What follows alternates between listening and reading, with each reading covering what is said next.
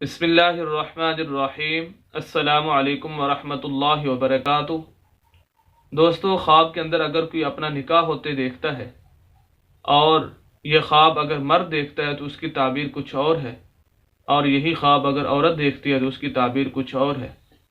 अल्लामा इब्न सिरीन रहमहुल्लाह तआला अन्हु ने इसकी मुख्तलिफ ताबीरें ज़िक्र फरमाई हैं, वो आप हजरात के सामने ज़िक्र कर दिए जाता हूँ।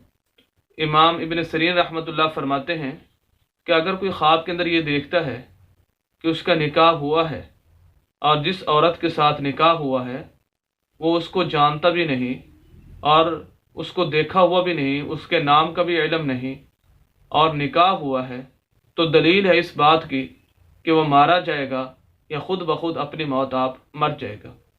और इसी तरह अगर ख्वाब के अंदर वो ये देखता है कि वो उसका निकाह हुआ है और वो औरत को साथ लेकर आया है, उसके साथ सोया है, तो दलील है इस बात की कि जो चीज़ उसकी मलकियत के अंदर नहीं है, अल्लाह रब्बुल इज़्ज़त उस चीज़ को उसको मालिक बना देंगे।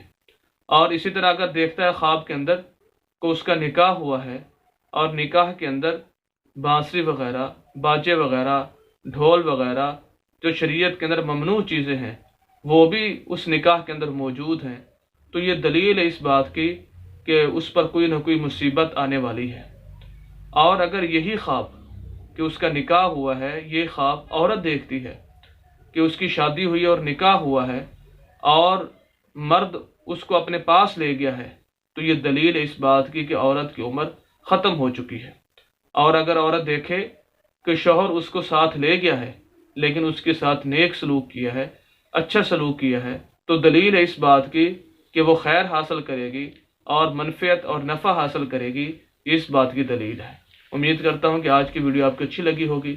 मज़ीद इस्लामी वीडियोज़ के लिए हमारे यूट्यूब चैनल हाफिज़ शफ़ी को ज़रूर सब्सक्राइब कीजिए, घंटी के बटन को ज़रूर दबाएँ ताकि हर नई आने वाली वीडियो आप हज़रात तक बआसानी पहुँच सके। वस्सलाम।